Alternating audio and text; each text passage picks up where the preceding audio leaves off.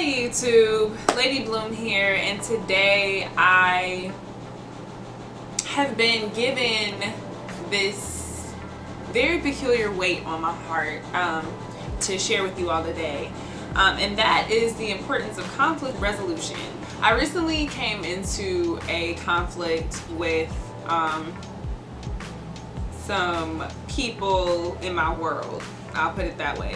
I recently really had to learn how to prepare myself to be TTG in the event that conflict does arise, and it arises unexpectedly, unpredictably. I obviously can't talk today. Conflict is something that none of us can escape.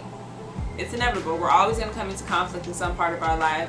You know, I'm just going to go into a little bit of HeartSpeak about the importance of conflict resolution, because I find a lot, especially in my community, that people really have a problem resolving their conflicts. You see, you know, gang against gang. You see women fighting in the street all the time. To me, it's just so unnecessary. It's so unnecessary to have bullies. It's necessary to bully people. It's unnecessary to bring all this unrest and dis-ease and stress into another person's life. I don't understand that mode of thinking, but I have come into contact with too many people who do have that mode of thinking, and they tried to bring that just negative gunk into my life, and I haven't allowed it. And I've gotten pretty far in life without having to, you know, put hands on anybody, without having to come into a lot of screaming matches. I don't argue, like, I don't engage or enable others to really bother me. I'm just chilling. All I want to do is meditate, burn my incense, and like help bring more positive vibes into the world. People, believe it or not, hate that. There are people I've come in contact with throughout my life who literally just can't stand the fact that I'm so happy, that I'm so bubbly, that I'm always trying to, like, you know, ask people how they are, that I'm genuinely interested in like the goodness and the the wellness of other people. And to me, that like blows my mind, because I'm like, how are you mad at happiness? I recently learned that some people are just miserable. Oh, misery loves company. That shit is true. Miserable people cling on to other miserable people, and they try to suck the life out of happy people. Yes, like, we're all going to come in contact with those people in our lives. Yes, we're all going to have to deal with them, but there are ways to deal with those people in a way that doesn't mess up your karma. It doesn't force you to, you know, be consumed in rage and like low vibe. There's a way to deal with them in a way that preserves your dignity and your integrity. My advice today it's just me giving you like a few tips that I've taken in my own life that have helped me resolve conflict or avoid it altogether. So here we are. Ask yourself, like, what do you get out of this conflict? Whether you're the one imposing a conflict on somebody else, or whether somebody's imposing conflict in your life. Some conflicts really do result in like positive endings, or like, you know, positive benefits that are gained from it. Some conflicts, you don't get shit from it. You don't see any kind of productive benefit from it. You don't get any type of healthy energy out of it. It could just be something completely negative and dense and ugly. But one thing I've always done is just ignore people. You can totally ignore people. The next thing I think that's important to ask yourself is, what will the conflict cost you?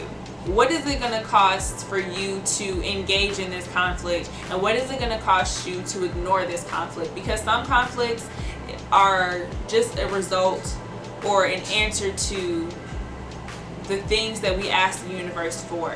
If we say, oh, universe, like, help me understand patience, well, some conflicts are sent to you so that you can learn patience. That's why you have to ask yourself these questions. What am I going to get out of it?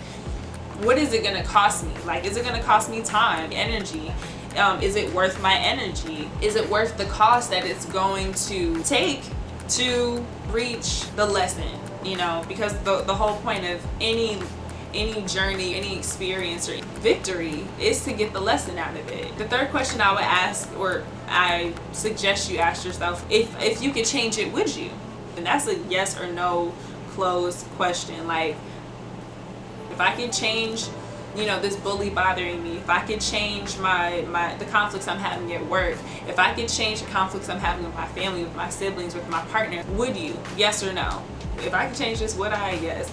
No matter how you flip it, no matter how you assess no matter in what order you assess it, these are 3 solid questions you can ask yourself to really figure out if you're wasting your time, wasting your energy, putting yourself through more stress and density and like negativity than you have to, or are you really getting something out of this conflict? Are you learning something about yourself? Are you gaining a lesson or an answer that you asked for? You have to assess what your conflicts are teaching you. But the most important thing, and I think I stress this the most out of anything, are the solutions to your conflicts. Once you get through these questions, like, okay, so you answer those questions, now what? Well, figure out some solutions. It's just as much your responsibility to figure out a solution to someone who's doing something to you or what you're doing to them as it is for that person to figure out what they're going to do with you or what they're going to do with themselves in the situation. So everybody is always calculating a plan. They got plans A through Z, 1 through infinity, and it's like, okay, it's great to have all those plans, but what are your solutions? With every plan, there has to be, a solution reached, an outcome desired. What are the ways that you can handle these conflicts amicably? Because your first solution should always be one that covers your karma. You don't put yourself in a position where you feed into your lower self. You don't want to put yourself in a position where you decide to rage in a place where you could have chosen not to and everything would have turned out differently. You want to make sure that you're reaching solutions that don't put you in more negative situations or a bigger, more serious situation later. So yeah, I'm so weird. Okay, anyway, the next aspect of your solution is, can you focus on the positivity? The perfect world, if everything just ended and happened the way that we would love for it to happen. Of course, we want everything to be positive. We want everything to be light. We want everything to be just so, and that's just not realistic. Realistically, we have to put hands on people. Sometimes you can't always handle things amicably, because not everybody understands the language of positivity. Not everybody understands the language of love. That language barrier can result in different methods of handling conflict. The last thing I encourage people to do when developing a solution is to, at the end of the day, the be all end all, don't ever let fear dictate your ability to reach a logical solution. Don't let fear dictate anything in your life.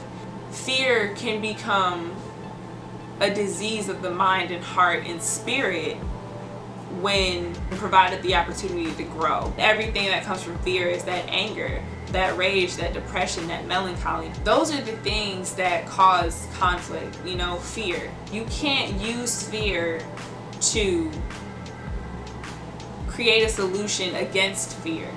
I definitely don't encourage anybody to fight or engage in conflict to prove a point. Only when you're making decisions to satisfy your ego and when you're making decisions for the goodness of who you truly are, your true self, your God self. None of that is worth your ego satisfaction. If someone's bothering you, you have every right to defend yourself. If someone's threatening you, you have every right to defend yourself, especially when you've tried to defend yourself before and that person, that situation just keeps arising. If you have the time, meditate on it, pray on it, sleep on it.